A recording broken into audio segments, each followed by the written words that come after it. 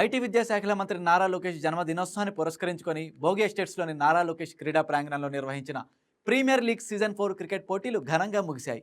ఈ టోర్నమెంట్లో వల్లభనేని వెంకట్రావు యూత్ జట్టు విజేతగా నిలిచింది. కార్యక్రమంలో పాల్గొన్న మాజీ భారత క్రికెటర్ వెంకటపతిరాజు యువతకు క్రీడలు ఎంతో ముఖ్యమని పేర్కొంటూ ఇలాంటి టోర్నమెంట్లు యువతను క్రీడల వైపు ప్రోత్సహిస్తాయని అన్నారు. ఈ సందర్భంగా మంత్రి నారా లోకేష్ క్రీడల అభివృద్ధికి చేస్తున్న కృషిని పలువురు అభినందించారు.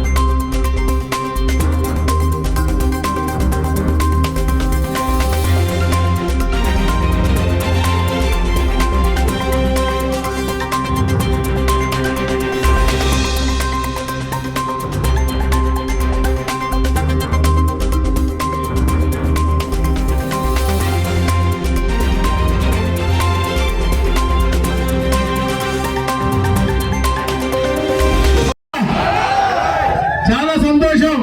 మనందరి నాయకులు, యువ నాయకులు, డైనమిక్ లీడర్ శ్రీ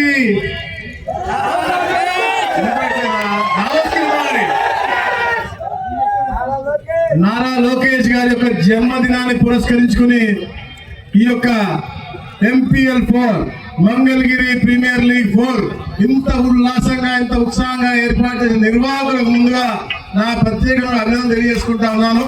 మరి ముఖ్యంగా ఏదైతే ముఖ్య అతిథిగా వచ్చారో అందరి ప్రీతమ క్రికెట్ ప్లేయర్, తెలుగు ఆనిముత్యం, మన తెలుగు తేజం వెంకటపతిరాజు గారు 28 టెస్ట్ మ్యాచ్లు ఆడారు, 53 వన్డే మ్యాచ్లు ఆడి దాదాపుగా 150 వికెట్లు తీయటము.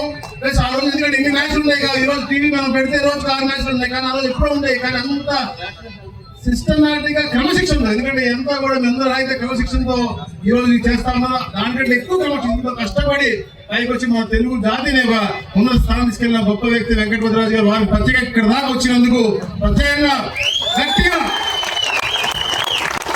అలాగే మా సహచార మంత్రివర్యులు గౌరవనీయులు సుభాష్ గారికి, మరి మా రాజ్యసభ ఎంపీ గారు, ఈరోజు తెలుగు రాష్ట్రాల్లో క్రికెట్ ఎంత క్రేజ్ ఉందో మీ అందరికీ తెలుసు. కానీ గతంలో ఎప్పుడు ఏ మ్యాచ్ ఉన్నా కూడా తెలంగాణ జరిగేది. ఈ రోజు ఆంధ్రాలో ప్రతి మ్యాచ్ జరుగుతుంది, ప్లస్ ఉన్నత స్థానంలో జరుగుతూ క్షేత్ర స్థాయిలో పాలు పంచుకోవడానికి కేవలం రాష్ట్ర క్రీడాకారులు కాదు, దేశ ఇంటర్నేషనల్ క్రీడాకారులు కూడా ఇక్కడ తీసుకొస్తున్న గొప్ప వ్యక్తి మా సానా సతీష్ గారు.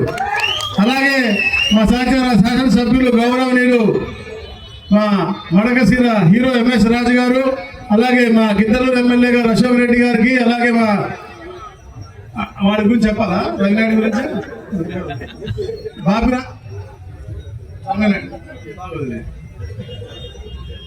అలాగే ముఖ్యంగా ఈ రాష్ట్రానికి ఒక అద్భుతమైనటువంటి ఎమ్మెల్యే, ఏదైతే ఎప్పుడు కూడా ఆర్నిషలు యువత భవిష్యత్తు బాగుండాలి అని చెప్పి ఆలోచనతో, అలాగే రాబోయే తరాలకి ఎప్పుడు ఊహించని విధంగా ఒక వరాన్ని వాళ్ళ లక్ష్యంతో ఒక గొప్ప నాయకుడిని గెలిపించిన మీ అందరికి కూడా శిరస్సు వచ్చి నమస్కారం తెలియజేసుకుంటాము. ఎందుకంటే 4,000తో ఓడిపోవడం, దాని తర్వాత ఈరోజు 93,000తో గెలిపించడం అంటే మీ అందరూ కూడా ఎంత దగ్గర నుంచి వారిని చూశారో, యువకుల యాత్ర చూసిందో, ముఖ్యంగా మంగళగిరి వారు ఏది మిస్ అయ్యారో, ఏది కోల్పోయారో తెలుసుకుని ఆ తప్పిదాన్ని సరిదిద్దుకుని ఈరోజు వారిని గెలిపించారు. ఈ రాష్ట్రం పునర్నిర్మించుకునే తరుణంలో తండ్రికి తనయుడుగా, తండ్రి ఎలాగైతే అహర్నిశలు నిర్మించాలని కష్టపడతా ఉన్నారో, ఆయనకి ఇచ్చినట్టు విద్యారంగంలో ఎన్నో రిఫార్మ్స్ తీసుకొచ్చి ఎన్నో సెంచరీ కొడతా ఉన్నారంటే అది మీరు ఇచ్చినటువంటి వెన్నుదన్ను. అలాగే ఐటీ రంగంలో కూడా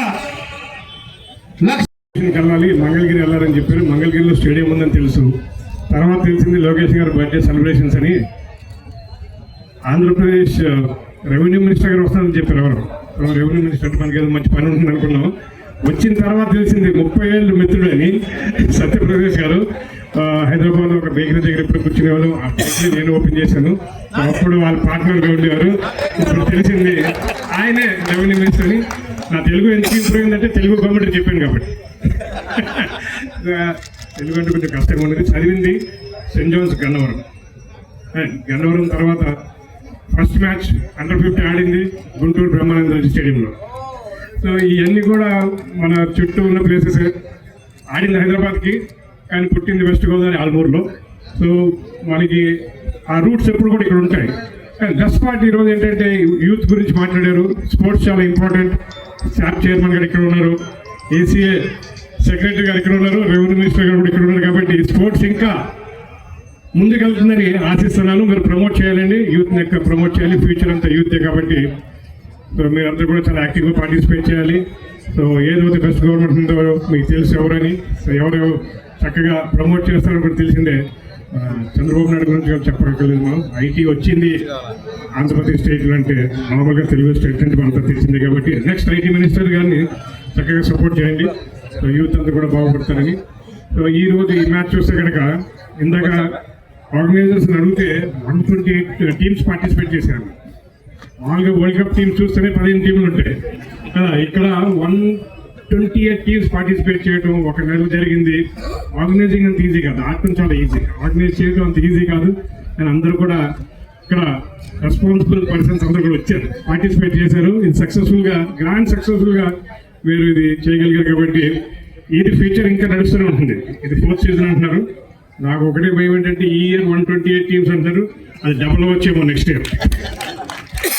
సో కంగ్రాచులేషన్స్ అందరూ ఆర్గనైజ్ చేసిన అందరికీ. అండ్ విన్నర్స్ అండ్ రన్నర్స్ ఎప్పుడు ఉంటారు. కానీ బ్యూటిఫుల్ మ్యాచ్ చూసాం. సో మామూలుగా 15 ఓవర్స్లో లాస్ట్ బాల్ వరకు మ్యాచ్ ఏమవుతుందో తెలియదు అని కోరికలు చెప్పేవారు. అలాగే జరిగింది. చేతిలో ఉన్న మ్యాచ్ ఒక ప్లేయర్ వచ్చి ఆ మ్యాచ్ని మరొకసారి మార్చడం, గెలిపేయటం. సో కంగ్రాచులేషన్స్ విన్నింగ్ టీమ్కి, వెల్ ప్లేడ్ రన్నర్స్ అప్కి. సో ఆర్గనైజర్స్ ఇలాంటి అవకాశం ఇచ్చారు మాట్లాడటానికి. సో ఇప్పుడు ప్రైజ్ డిస్ట్రిబ్యూషన్ టైం వచ్చింది కాబట్టి థ్యాంక్ యూ వెరీ మచ్. మళ్ళీ నెక్స్ట్ టైం సతీష్ జరిగింది. ముఖ్యంగా చదువులతో పాటు ఆటపాటలను కూడా అలాగే క్రీడలు కూడా సమాన ప్రాధాన్యత ఇస్తూ మరి లోకేష్ గారు గత 5 సంవత్సరాలుగా నిర్వహిస్తున్న ఈ క్రికెట్ టోర్నమెంట్ నిజంగా అద్భుతం, అత్యద్భుతం. ఇలాగే ఈ ఫైనల్ మ్యాచ్ నేను వచ్చే సమయానికి అక్కడ 6 వికెట్లు పడిపోయి 1 సైడెడ్ మ్యాచ్ కింద బోర్గా సాగుతుంది. ఇంకా 7 ఓవర్లు వచ్చుకోవడానికి ఇక్కడ బోర్ కొడుతుంది అనిపించింది. కానీ సతీష్ అలాగే అశోక్ నిజంగా దొరకొట్టేశారు మ్యాచ్ని అసలు. అలాగే నిజంగా రన్నర్స్ కూడా ఒక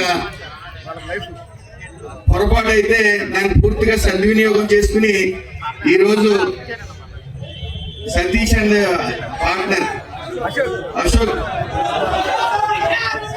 అశోక్ అండ్ కృష్ణ ఇద్దరు కూడా